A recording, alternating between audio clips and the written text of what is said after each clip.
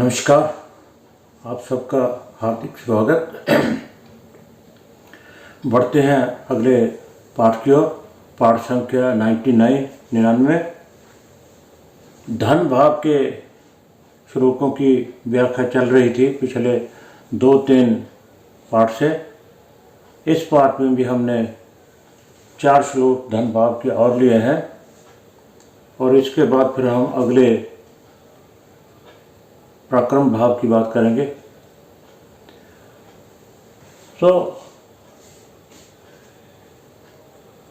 श्लोकों के माध्यम से हमें ये जान लेना चाहिए कि पराशर जी महाराज इस धन भाव के बारे में कहना क्या चाहते हैं। हमने धन की बात की, हमने निर्धन की बात की, यानी सभी बातें साथ साथ में चलने भी, भिक्षा मांग कर भी करेगा, दूसरों का पोषक भी होगा, ये सभी बातें हम करते आ रहे हैं। तो इस पाठ में जो 4 श्लोक लिखे हैं तो उसमें क्या है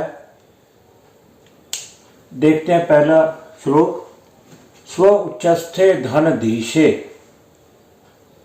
धनधीशे धन स्थान का स्वामी।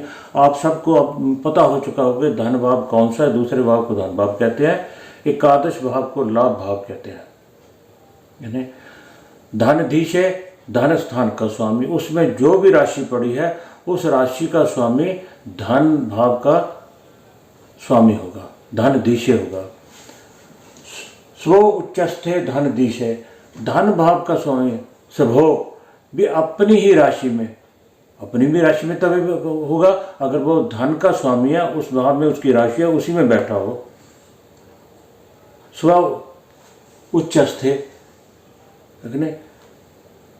अगर किसी ग्रह की 2 राशियां भी हो सकती है, एक राशि यहाँ है धन भाव में, दूसरी कहीं और है, वो उस राशि में, तो भी वो स्वयं राशि में हुआ।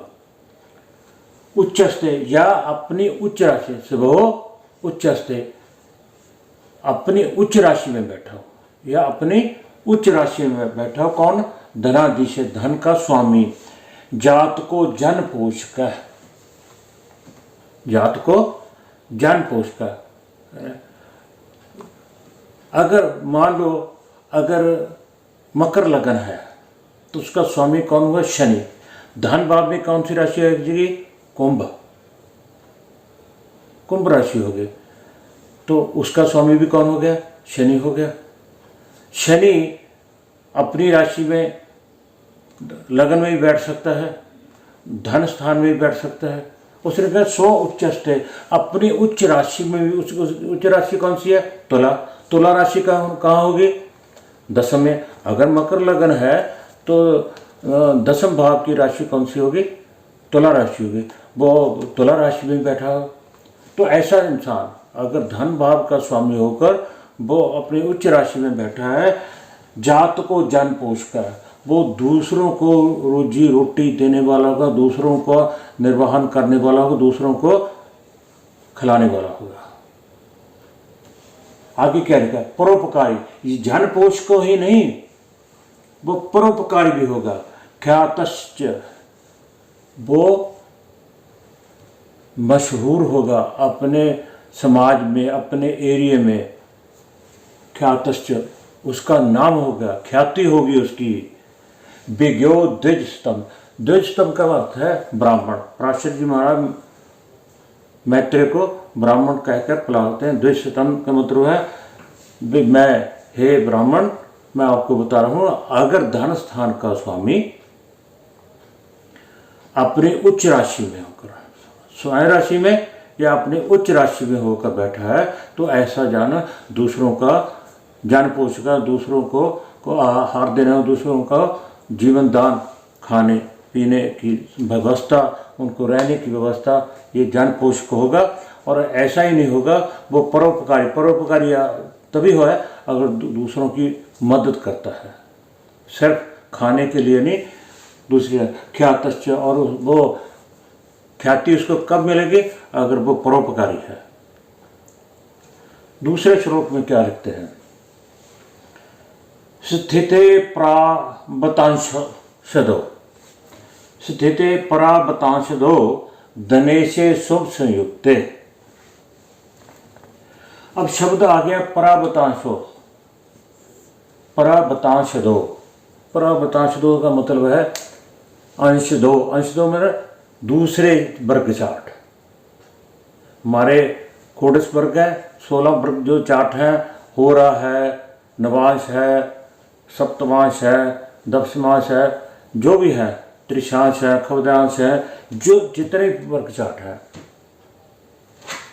स्थिति उनमें स्थित हो। धनेशे, धन का स्वामी दूसरे वर्ग चार्टों में स्थित हो। कैसे स्थित हो? स्थित तो होगा ही, सभी में होगा, मगर कैसे हो? शुभ संयुक्ते, शुभ ग्रहों के साथ बैठो। ये कहने का भाव ये है, नवांश में, होरा में, सप्तमांश में, दूसरे जो वर्ग चार्ट है उनमें मैक्सिमम में क्या हो? शुभ ग्रहों के साथ संयुक्त होकर बैठा हो। पराबतांश दो, धनेश दूसरे वर्ग चार्ट में शुभ ग्रहों के साथ स्थित हो। तद गृहे सर्व संपत्ति विनाशयान जायते। उस जातक की जो संपत्ति है, कितनी भी संपत्ति हो, कभी उसका विनाश नहीं होगा, व्यर्थ नहीं जाएगी। उसको उसका कोई नुकसान नहीं कर पाएगा, विनाश नहीं हो। यहाँ संपत्ति सर्व संपत्ति विनाश यासेन तदे जायते, उसकी संपत्ति का विनाश नहीं होगा। संपत्ति न बिना नहीं होगा। ओके, उसकी संपत्ति का विनाश नहीं होता। किसका? अगर किसी के धनेश जो है दूसरे वर्ग चार्टों में, ज़्यादा से ज़्यादा वर्ग चार्टों में किसी शुभ ग्रह के साथ स्थित है। बढ़ते हैं अगले। नेत्रेश्य बल संयुक्त। नेत्रेश्य कौन है? दूसरे भाव से हम आंखों की बात करते हैं तो इसको धनेश्य भी बोलते हैं, नेत्रेश्य भी बोलते हैं।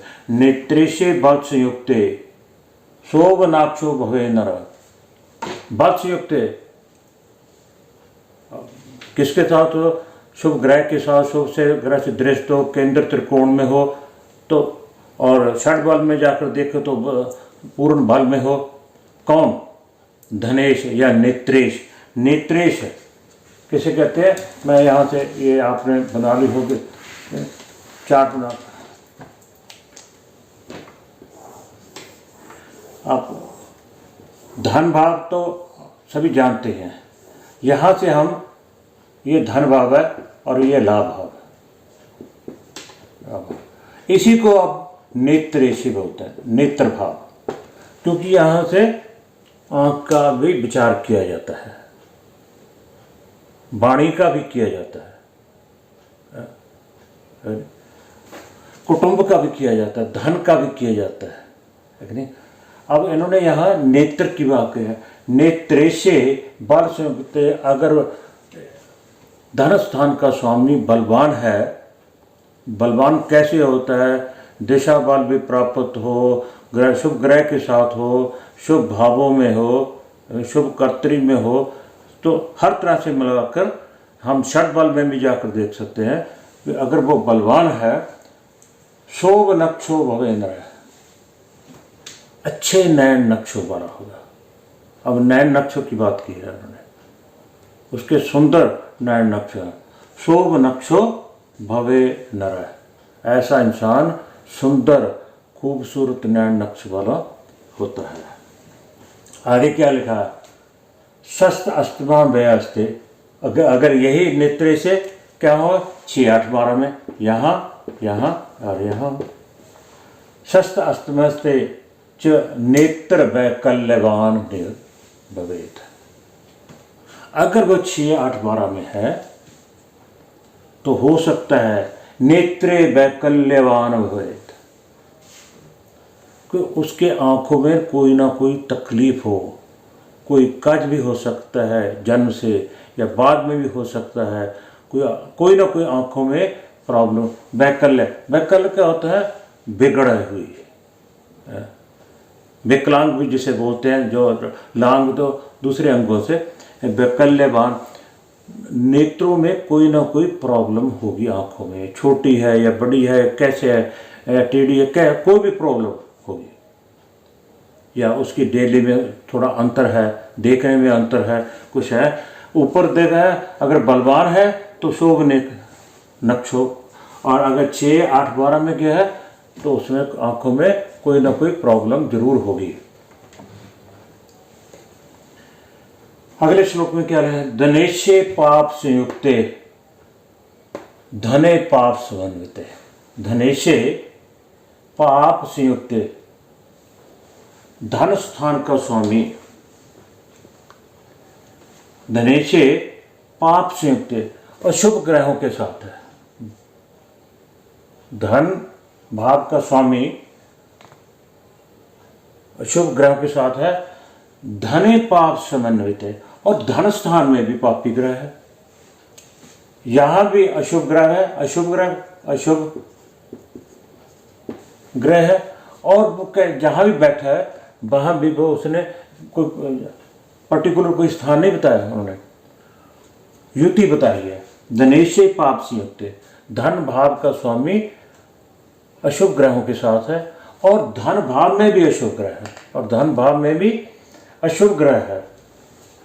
पिशुनो सत्यवादी असत्यवादी च बात व्याध समन्वित है। पिशुनो असत्यवादी, पिशुनो का अर्थ क्या है? चुगलखोर,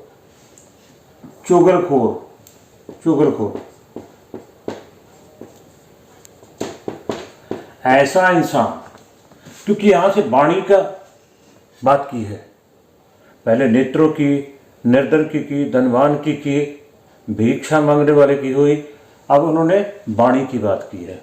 अगर धन भाव का स्वामी अशुभ ग्रहों से संयुक्त हो, और यहाँ भी अशुभ ग्रह बैठे हों, तो ऐसा इंसान चुगलखोर होता है, असत्यवादी होता है, झूठ बोलने वाला होता है। पिशुनोच असत्यवादी च बात व्याध समन्वित। बात व्याध कहते शारीरिक वो कष्ट की बात नहीं कहते, गैस की प्रॉब्लम, बात की प्रॉब्लम, व्याध की खाने, इन बातों में बात व्याध, जो उनकी वाणी में ऐसी कुटिलता होगी, बात व्याध होगी, जो झूठ बोलना, चुगली करना, निंदा चुगली, ऐसे इंसान होगा। कौन? अगर उसका दूसरे भाव का स्वामी अशुभ ग्रह से संयुक्त है, और दूसरे स्थान में भी अशुभ ग्रह स्थित हैं, देख रहे हैं, प्रभावित कर रहे हैं, तो ऐसा कहा गया है। तो ये थे धन भाव के श्लोक। अगले पाठ में हम अगले भाव के श्लोक लेंगे। आप सबका बहुत बहुत धन्यवाद। कृपया क्रमशः पाठ को देखते रहिए। नमस्कार।